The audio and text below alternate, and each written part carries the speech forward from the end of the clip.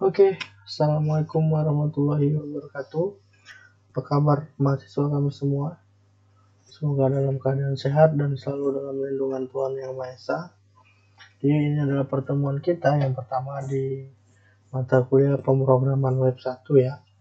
Jadi saya harap kalian semua masih tetap semangat mengikuti perkuliahan walaupun masih dilaksanakan secara daring atau online.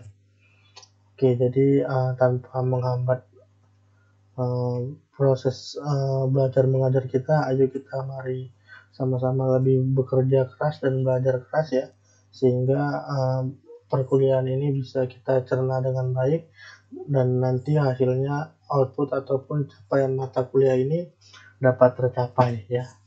Jadi adapun mata kuliah yang kita bawa atau kita pelajari yang saya ampu yaitu pemrograman web 1.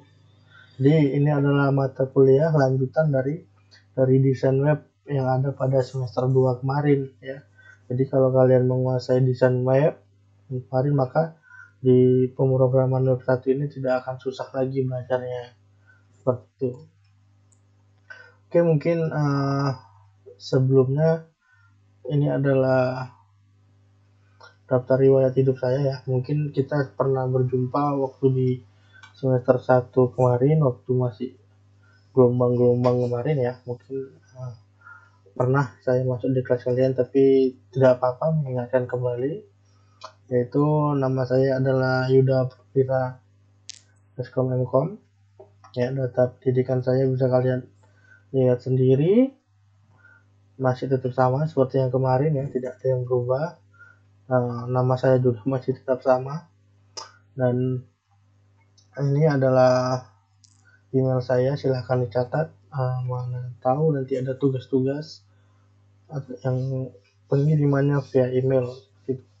Tahu kalau kalian berkenan untuk komunikasi kita, silahkan add pertemanan di Facebook saya ataupun di Instagram, nanti akan saya fallback, dan WhatsApp. Dan jangan lupa subscribe video channel YouTube saya ini ya. Oke, mungkin bisa kalian screenshot atau kalian skip dulu untuk daftar riwayat hidup saya ini. Jadi kita lanjutkan ke slide berikutnya. Nah, jadi ini adalah persentase penilaian ya. Jadi mungkin semua dosen sama ya. Semua dosen itu sama penilaiannya, yaitu kehadirannya itu 10%, tugas 20%, UTS 30%, dan UASnya itu 40%. Nah, jadi yang paling dominan di sini adalah UTS dan UAS serta tugas ya. Jadi kehadiran walau hanya 10%, tapi bagaimana kalian mau meninggikan nilai tugas, UTS ataupun UAS kalian kalau di kehadirannya juga tidak hadir gitu. Jadi adapun tanda bintang di sana artinya itu tugas itu diberikan pada saat program berjalan ya. Jadi ketika kalian tidak hadir, pastinya kalian tidak akan ataupun ketinggalan mengerjakan tugas seperti itu. Lalu bila tidak memenuhi, tidak boleh mengikuti UAS ya. 10% dari absensi akan ditambahkan ke nilai UAS. Jadi peraturan kampus juga kalau nilai kehadirannya itu tidak mencukupi, tidak diperbolehkan mengikuti ujian akhir semester. Dan jika kehadiran kalian ini 100%, maka bobot 10% ini akan ditambahkan ke nilai UAS. Jadi kalau nilai UAS kalian rendah tapi kehadiran kalian bagus, maka akan dibantu oleh nilai kehadiran seperti itu. Oke, kalau ada yang mau ditanyakan lagi nanti silahkan di Google Classroom-nya ya. Lalu kita masuk ke kontrak kuliah kita, kontrak kuliah pemrograman web 1. Nah, adapun kontrak kuliahnya itu yaitu ini yang tadi ya, untuk penilaian. Lalu aturan perkuliahan ya, sama mungkin dengan dosen yang lain ya. Artinya itu wajib mengikuti tata tertib di lingkungan kampus kita ya, yaitu STM Kita Nusantara. Mahasiswa diwajibkan hadir dalam ruang kuliah tepat waktu. Dalam arti di sini mungkin standby di Google Classroom-nya ya. Keterlambatan bolehkan 15 menit sejak dosen memasuki ruang kuliah. Lalu segala alat komunikasi handphone dikondisikan tidak bersuara. Nah, ini mungkin teknis ketika di dalam ruangan ya. Jadi ketika daring ini mungkin agak berbeda.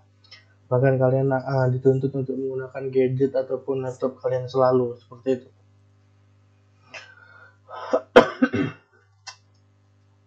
Nah, lalu ini adalah aturan-aturannya lagi, bisa kalian baca sendiri. Nanti akan saya share modulnya ini di Google Classroom ya sebagai materi pertemuan satu kita. Oke, kita akan masuk ke introduction of PHP. Nah, jadi waktu di desain web mungkin kalian belajarnya tentang HTML, lalu CSS dan JavaScript ya. Nah, jadi di pemrograman web 1 ini kita akan belajar tentang PHP. Apa sih Pak PHP itu? Apakah pemberi harapan palsu gitu? Bukan ya, jadi PHP ini adalah bahasa pemrograman ya yang sangat banyak digunakan oleh programmer di seluruh dunia. Bahkan web-web yang ada yang sering kita akses itu adalah dari bahasa pemrograman PHP gitu ya. Jadi PHP itu adalah singkatan dari Hypertext Preprocessor. Ya, jadi PHP itu adalah singkatan. Lalu PHP adalah bahasa pemrograman yang banyak digunakan. Ya, dan bentuk open source bahasa scriptingnya. Jadi artinya itu kita harus ketikkan script dan source-nya terlebih dahulu. Lalu script PHP dieksekusi pada server. Nah, di sini dia. Jadi PHP itu membutuhkan server untuk dia bisa dapat menjalankan fungsinya. Jika HTML kemarin mungkin tidak perlu server ya. Jadi kita ketik aja misalnya index.html, maka mungkin akan bisa dieksekusi, akan muncul tampilannya seperti itu. Nah, kalau PHP tidak, dia membutuhkan sebuah server agar bisa menjalankan fungsi-fungsinya. Nanti akan kita bahas lebih lanjut. Lalu PHP adalah bebas sudah di-download dan digunakan, artinya itu free ya atau gratis. Jadi kalau banyak sih bahasa pemrograman itu yang mengharuskan kita membayar aplikasinya gitu ya. Jadi kalau PHP ini gratis dan bebas untuk digunakan. Lalu PHP adalah bahasa pemrograman yang terkenal dan populer ya. Jadi sistem blogging terbesar WordPress itu adalah dibangun dengan menggunakan bahasa PHP. Bahkan jaringan sosial terbesar kita, Facebook, siapa yang nggak main Facebook? Facebook itu menggunakan bahasa pemrograman PHP yang berbasis web. Itu awalnya. Maka PHP bisa sampai ke familiar sekarang, booming seperti. Lalu, nah itu tadi adalah bahasa pemrogramannya. Lalu ini filenya, file PHP. Apa sih file PHP itu? Gitu ya. Jadi file PHP itu juga berisi teks HTML, CSS, dan JavaScript. Dan tentunya kode PHP. Jadi PHP juga tidak bisa berjalan sendiri. PHP itu butuh teks HTML, butuh CSS untuk memperindah tampilannya, butuh JavaScript untuk bisa lebih interaktif ya, lebih dinamis webnya agar tidak statis. Nah, itu masih membutuhkan JavaScript, HTML dan CSS ya. Jadi kita di PHP itu diharuskan paham dulu atau ngerti dulu HTML, CSS dan JavaScript gitu. Lalu tahap selanjutnya adalah PHP ya. Lalu kode PHP dieksekusi pada server dan hasilnya dikembalikan ke browser sebagai HTML biasa. Nah, jadi di situ masalahnya ya, PHP ini membutuhkan sebuah server. Jadi server itu biasanya berbayar ya kalau kita hosting, ataupun kalau kita beli sendiri agak mahal ya. Lalu file PHP memiliki ekstensi .php. Nah, jadi kalau yang kemarin .html, kita akan belajar ekstensi .php atau .php ya. Jadi gimana Pak, harus di server, nanti akan kita bahas ya. Nah, yang bisa dilakukan PHP dapat memasukkan konten halaman dinamis. Nah, jadi waktu belajar desain kemarin kan statis, hanya bisa mendesain-desain aja, nggak bisa komunikasi dua arah ya. Jadi komunikasi dua arah itu bisa bisa dibuat dengan menggunakan bahasa pemrograman PHP. Nah, lalu PHP dapat membuat, membuka dan membaca, menulis, menghapus dan menyentuh file di server. Udah jelas ya. Lalu PHP dapat mengumpulkan data formulir. Formulir bagaimana Pak? Ya, formulir online lah misalnya ya. Jadi kalian menginputkan data-data, maka PHP bisa mengeksekusinya dan menyimpan data-data kalian itu ke database gitu. Lalu PHP dapat mengirim dan menerima cookies. Lalu PHP dapat menambah, menghapus, memodifikasi data dalam database Anda. Jadi dalam si PHP itu juga bisa memanipulasi basis data kita gitu ya, tanpa kita mengoprek basis data kita sendiri gitu. Lalu bisa PHP ini dapat mengontrol hak akses. Jadi bisa kita kontrol uh, hak akses untuk mahasiswa itu apa, hak akses untuk dosen itu apa, hak akses untuk ketua itu apa, untuk super admin itu apa, bisa dikontrol di PHP ini gitu ya. Lalu dapat mengenkripsi data. Apa itu Pak enkripsi data? Enkripsi data itu seperti uh, menyandikan data gitu, menyandikan data gitu. Jadi data-data itu dienkripsi atau disandikan sampai tidak ada orang yang tahu kecuali si pembuat data itu sendiri ya. Misalnya kalau contoh kasusnya itu seperti sandi password login ya. Jadi kalau logikanya administrator itu kan bisa paham, bisa tahu, bisa mengakses database-nya. Nah, jadi otomatis si administrator itu akan tahu apa-apa aja sandi ataupun password dari username yang yang terdaftar pada websitenya misalnya. Jadi kan si admin itu bisa, administrator itu dapat melihat sandi kalian. Nah, itu akan sangat berbahaya. Makanya sandi itu kalau untuk password maka akan di-hashing atau dienkripsi. Nah, si administrator itu pun akan membacanya seperti teks-teks yang tidak beraturan yang tidak bisa dipahami seperti itu. Jadi data password kalian tetap aman di dalam database. Itu bisa dilakukan oleh PHP. Nah, lalu tadi Pak, gimana Pak PHP ini dijalankan di server gitu. Gimana Pak? Server itu sangat mahal gitu. Nah, jadi ada sebuah software namanya itu XAMPP yang merupakan singkatan dari Apache, MySQL, PHP, dan Perl. Sedangkan huruf X yang dimaksud suatu software yang dapat dijalankan di 4 OS yaitu Windows, macOS, Linux, dan Solaris atau Unix. Istilah ini disebut dengan cross platform atau multi operating system. Nah, jadi XAMPP juga singkatan dari Apache ya. Apache itulah servernya. Lalu MySQL itu adalah database.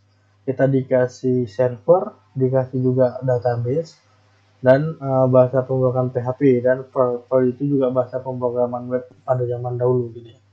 Jadi XAMPP ini bersifat localhost ya. Jadi hanya server pada komputer kita sendiri gitu. Jadi tidak bisa diakses secara online, tapi hanya bisa diakses di komputer kita sendiri, tapi bisa menjalankan fungsi PHP secara localhost atau di lokal komputer kita aja gitu. Akan tetapi fungsi PHP itu dapat dijalankan di aplikasi server XAMPP ini gitu. Jadi untuk pemula ataupun mahasiswa yang untuk belajar PHP, aplikasi XAMPP ini akan sangat membantu sekali gitu. Jadi kalau udah paham, udah expert, baru kita nanti main ke hosting dan domainnya. Jadi kita hostingkan di server yang berbayar, maka website kita akan bisa diakses oleh seluruh dunia gitu ya. Oke, ini lanjutannya ya. Lalu sesuai dengan namanya, software yang satu ini merupakan gabungan dari beberapa software dengan fungsi yang sama. yakni menunjang para pembuat web yang menginginkan adanya web server sendiri di PC atau laptopnya. Ingat ya, server sendiri di PC atau laptopnya, jadi bersifat internal atau lokal, jadi hanya kita yang bisa mengaksesnya sendiri. Software ini dapat di-download secara gratis di internet, mengingat peran kita yang dimilikinya, terutama bagi pembuat web pemula. Nah, jadi kalian itu saya wajibkan harus menginstal XAMPP ini ya. Jadi di pertemuan depan kita langsung menulis script PHP dan mengharuskan ada aplikasi ini, XAMPP ini di komputer ataupun di laptop kalian. Jadi pastikan kalian install aplikasi XAMPP ini ya. Nah, ini dia logonya. Lalu ini dia tampilannya, user interface-nya. Jadi nanti yang akan kita butuhkan itu yaitu di start Apache dan MySQL saja nanti yang akan di start. Nah, setelah itu fungsi-fungsinya ya, Apache itu apa Pak? Di sini ada Apache, MySQL, Flagellar, Mercurial, Tomcat gitu.